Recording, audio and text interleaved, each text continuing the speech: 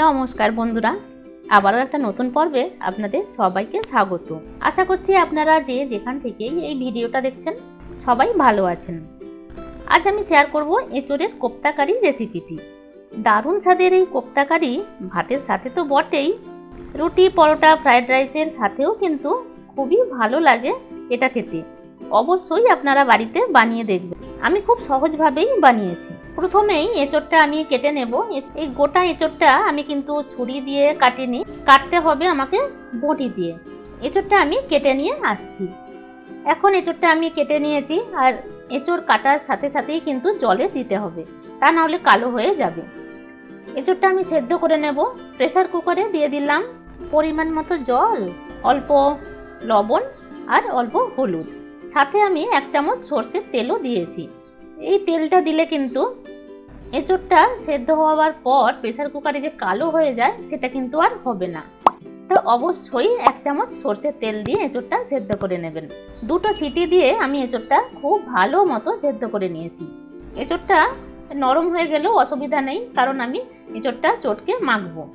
এখন এঁচোড়টা সেদ্ধ হয়ে গেছে, জল ঝরিয়ে নিয়ে আমি একটা বাটিতে ঢেলে নিয়েছি। আর এঁচোড়ের সাথে আমি কিন্তু 2টো আলুও দেব। এঁচোড় আর আলু খুব ভালো মতো আমি হাত দিয়েই মেখে নিচ্ছি। চামচ দিয়ে এটা মাখতে গেলে কিন্তু হবে না, হাত দিয়ে মাখলেই ভালো হয়, কারণ এই যে ছোট ছোট দানা রয়ে যায় সেইগুলো কিন্তু হাতে পড়লে মেখে নেওয়া সুবিধা হয়। এখন কিছু মশলা আমি দিয়ে দেব। প্রথমেই দিয়ে দিলাম স্বাদ মতো লবণ আর অল্প চিনি, সাথে কিছু কিশমিশ আমি কুচি করে রেখেছিলাম সেগুলো আমি দিয়ে দিলাম। একটা কাঁচা লঙ্কা কুচি দিয়েছি, 1 চামচ আদা বাটা, আর বেশি কিছু গুঁড়ো মশলা মানে লঙ্কা, হলুদ, ধনে আর জিরে, আর গরম মশলাও দিয়েছি। সব মশলা খুব অল্পভাবেই দিয়েছি, 1/2 টিস্পুন করে সব মশলাগুলোই আমি দিয়েছি। আর বাইন্ডিংয়ের জন্য দিতে হবে বেসন, 1 চামচ বেসন, আর 1 চামচ আমি এখানে চালের গুঁড়ি দিয়েছি। এই কোপ্তাগুলো কিন্তু আরও ক্রিস্পি হবে। তো খুব ভালো করে কিন্তু মশলাটা এঁচোড়ের সাথে মেখে নিতে হবে। এখন এই এঁচোড়ের থেকে আমি ছোট ছোট বল বানাবো, মানে কোপ্তার মতো বল বানাবো। এখানে এই রকম গোল গোল বল করলেও হবে, তবে আমি একটু চ্যাপ্টা করে নিচ্ছি, আমার ভাজতে সুবিধা লাগবে, তার জন্য আমি এই চ্যাপ্টাটা করে নিচ্ছি। আপনারা কিন্তু গোলও করতে পারেন। আর প্লেটে ময়দা নিয়ে নিয়েছি, ময়দার ওপরেই এই কোপ্তাগুলো আমি রাখবো। এই যে কোপ্তাগুলো নরম আছে, এই রকমই কিন্তু নরমই থাকবে।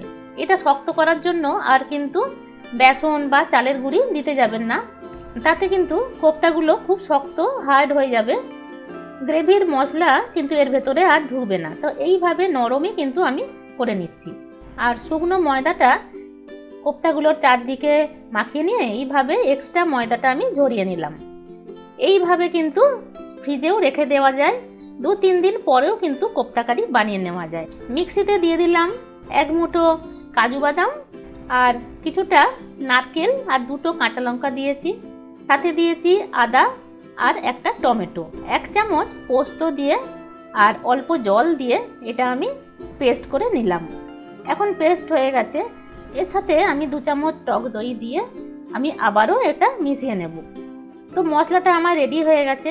এদিকে গ্যাসে কড়া বসিয়ে দিয়েছি, আর সাদা তেল দিয়েছি কোপ্তাগুলো ভাজার জন্য। তেলটা গরম হয়ে গেলে একটা একটা করে আমি কোপ্তা ছেড়ে দেব।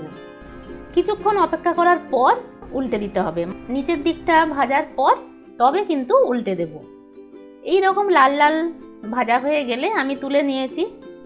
কড়াতে যে পরিমাণে তেল আছে এই তেলেই কিন্তু আমি রান্নাটা করে নেব। খুব বেশি তেল দেওয়ার কিন্তু দরকার নেই, আপনারা জানেন আমি খুব বেশি কিন্তু তেলে রান্না করি না। তো এই তেলে আমি ফোড়নের জন্য দিয়েছি গোটা জিরে, গোটা গরম মশলা আর একটা তেজপাতা। ফোড়নটা একটু নাড়াচাড়া করে নেবার পর দিয়ে দেব যে পেস্টটা করে রেখেছিলাম, মানে কাজু নারকেল পেস্ট করে রেখেছিলাম, সেই পেস্টটা দিয়ে আমি মিশিয়ে নেব বা একটু কষিয়ে নিলাম। 2-3 মিনিট পর দিয়ে দিলাম আদা বাটা 1 চামচ, লঙ্কা গুঁড়ো, এখানে আমি কাশ্মীরি লঙ্কা গুঁড়োও দিয়েছি, অল্প হলুদ গুঁড়ো, এখানে স্বাদ মতো লবণ দিয়ে দিলাম, আর অল্প করে চিনিও দিয়েছি। যেহেতু কোপ্তা কারি একটু মিষ্টি হলে কিন্তু খেতে ভালোই লাগবে। কোপ্তার ভেতরেও কিন্তু আমি কিশমিশ দিয়েছিলাম, এখানে গ্রেভিতেও কিন্তু আমি কয়েকটা কিশমিশ দিলাম। খুব ভালো করে কষে নেবার পর মানে যখন দেখবেন তেলটা ছেড়ে আসছে তখন কিন্তু গরম জলটা দিয়ে দেবেন। আর গরম জলটা ফুটে গেলে দিয়ে দেব গরম মশলা গুঁড়ো আর 1 চামচ ঘি। এখন কিন্তু গ্যাসের ফ্লেমটা অফ করে তারপর আমি এই ভেজে রাখা কোপ্তাগুলো দেব, কারণ কোপ্তাগুলো খুবই নরম। কোপ্তা দিয়ে যদি ফোটানো যায় তাহলে কিন্তু কোপ্তাগুলো ভেঙে যেতে পারে বা ঘেঁটে যেতে পারে। গরম গ্রেভিতে এই কোপ্তাগুলো দিলে কিন্তু খুব ভালো করেই গ্রেভির ফ্লেভারটা কোপ্তার মধ্যে ঢুকে যাবে। সব শেষে আমি দিলাম মালাই। দুধের সর আমি জমিয়ে রাখি, তার থেকেই 2 চামচ মালাই ভালোভাবে ফেটিয়ে দিয়ে দিলাম। তো রেডি হয়ে গেল আজকে রেসিপি এঁচোড়ের কোপ্তা কারি। খুবই সহজভাবে বানালাম, আপনারা বাড়িতে অবশ্যই করে দেখবেন, আশা করছি ভালো লাগবে। কমেন্ট করে জানাতে ভুলবেন না কিন্তু আপনাদের কেমন লাগলো। ভালো লাগলে লাইক শেয়ার করে দিয়ে সাবস্ক্রাইবটাও করে দেবেন যদি এখনো না করে থাকেন বা চ্যানেলে নতুন বন্ধু হন। আজকের মতো টাটা, নতুন রেসিপির সাথে ফিরে আসছি খুব তাড়াতাড়ি। আপনারা ভালো থাকবেন, সুস্থ থাকবেন, ধন্যবাদ।